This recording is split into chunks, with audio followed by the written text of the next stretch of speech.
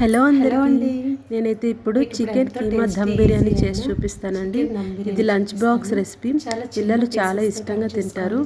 Chicken ఇలా చిన్న చిన్న ముక్కలుగా కీమా మాదిరిగా తీసుకోవడం వల్ల ఉప్పు కారాలు బాగా పట్టి టేస్టీగా ఉంటుంది. ఇదిగోండి చికెన్ చూడండి, నేను చూపించిన విధంగా చిన్న చిన్న పీసులుగా కట్ చేసుకోవాలి. ఇది ఇలా కట్ చేసుకోవాలి. దీని తర్వాత దీనికి కావాల్సిన అల్లం తెల్లుల్లి పేస్ట్ ఫ్రెష్గా దంచుకోవాలి. ఇలా కొన్ని బిర్యానీ స్పైసెస్ తీసుకోవాలి. తర్వాత కొత్తిమీర, పుదీనా, పెరుగు, అంతేనండి. ఇప్పుడైతే ప్రాసెస్ చూపిస్తాను. ముందుగా కడాయి పెట్టుకొని ఇందులో ఆయిల్ వేసుకోండి. ఆయిల్ వేసుకున్నాక బాగా హీట్ అయినాక బిర్యానీ స్పైసెస్ వేసుకోవాలి. ఇవి వేగినాక ఆనియన్స్ వేసుకోండి. ఆనియన్స్ కాసేపు వేగనివ్వాలండి. బాగా బ్రౌన్ కలర్లో వస్తే సరిపోతాయి. మనం బ్రౌన్ ఆనియన్స్ వేసుకోవాల్సిన అవసరం లేదు. ఇవే కాస్త వేగించుకుంటే చాలా బాగుంటుంది. తర్వాత దీనికి సరిపడా అల్లం వెల్లుల్లి పేస్ట్ వేసుకోండి. ఇది బాగా ఫ్రై అయినాక పుదీనా, కొత్తిమీర, పెరుగు అన్నీ దీనిలో యాడ్ చేసుకోవాలి. ఇది కాస్త ఫ్రై అయినాక చికెన్ వేసుకోండి. చికెన్ని కాసేపు ఫ్రై చేసుకోండి. ఇలా ఫ్రై చేసుకోవడం వల్ల చాలా టేస్టీగా ఉంటుంది. బాగా ఫ్రై అవనివ్వాలి. ఇప్పుడు చికెన్ని కాసేపు బాగా ఫ్రై చేసుకుందాం. ఇప్పుడు దీనికి సరిపడా అన్నీ దీనిలోనే వేసుకోవాలండి. మసాలాలన్నీ దీనికి సరిపడా ఉప్పు, కారం అన్నీ వేసుకోవాలి. ఇప్పుడైతే దీనికి తగ్గట్టు 1 స్పూన్ ఉప్పు అయితే వేసుకోవాలి. కొద్దిగా పసుపు వేసుకోవాలి. ఇది వేసుకొని బాగా మగ్గించుకోవాలి. బాగా ఫ్రై చేసుకోవాలి. ఇప్పుడు బాగా ఫ్రై అయినాక కాస్త కారము, ధనియాల పొడి, జీలకర్ర పొడి, కొద్దిగా చికెన్ మసాలా, ఏదైనా చికెన్ మసాలా వేసుకోండి సరిపోతుంది. ఇది ఇలా బాగా ఫ్రై అయితే సరిపోతుందండి. ఇప్పుడు చూడండి ఎంత బాగా ఫ్రై అయిందో.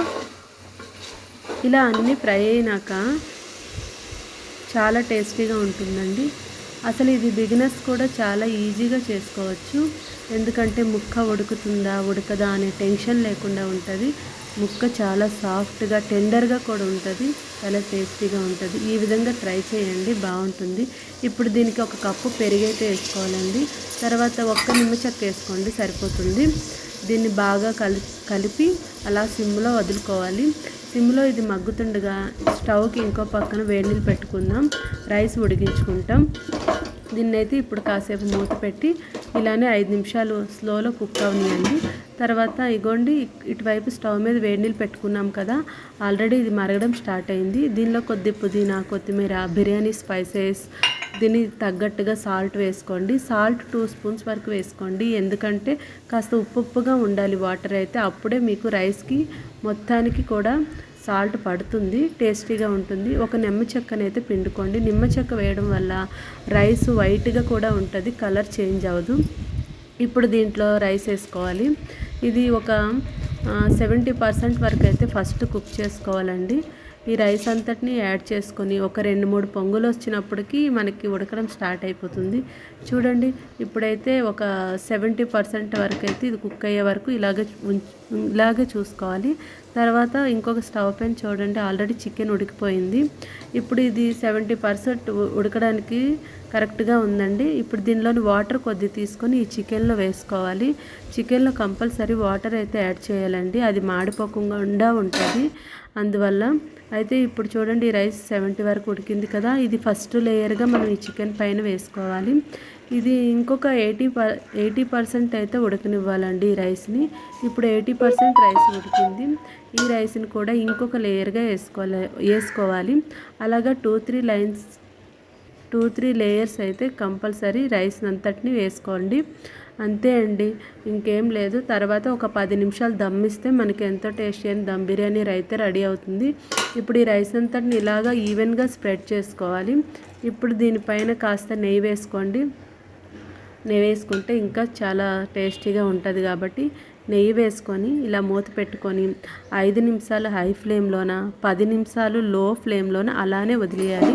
చూడండి ఇప్పుడు ఎంత టేస్టీ అయినా పొడి పొడి లాడే బిర్యానీ రెడీ అయిపోతుందో మీరు చూద్దరు కదా. ఇప్పుడు మూత తీసాం కదండి, చూడండి మెతుకు మెతుకు ఎంత బాగా కనిపిస్తుందో. దీన్ని నేను ఇప్పుడు మీకు చూపిస్తాను చూడండి. ఇలా అస్సలు అంటుకోలేదండి, అస్సలు అంటుకోలేదు. చూడండి కింద కూడా అసలు అంటుకోలేదు. పర్ఫెక్ట్గా కుక్ అయిందండి. ఎంతో టేస్టీ అయిన చికెన్ కీమా బిర్యానీ అయితే రెడీ అయిపోయిందండి. ఇది పీసెస్ కూడా చాలా టేస్టీగా ఉంటాయండి. ప్రతి ముక్కకి ఈవెన్గా అన్ని ఉప్పు కారాలు పడతాయి కాబట్టి తినేటప్పుడు చాలా టేస్టీగా ఉంటుంది. నేనైతే చాలాసార్లు ట్రై చేశానండి ఇది, అందుకే మీతో షేర్ చేసుకుంటున్నాను. మా పిల్లలకి చాలా ఇష్టం ఇలాగా. నేను స్కూల్కి అయితే ఇలా పెడుతూ ఉంటాను కాబట్టి ఈ విధంగా ట్రై చేశాను. ఈ వీడియో కనుక మీకు నచ్చితే తప్పకుండా లైక్ చేయండి, సబ్స్క్రైబ్ చేయండి. ఇదేనండి ఎంతో టేస్టీ అయిన బిర్యానీ అయితే రెడీ అయిపోయింది. ప్లీజ్ సబ్స్క్రైబ్ మై ఛానల్ అండి. బాయ్ అండి, థ్యాంక్స్ ఫర్ వాచింగ్.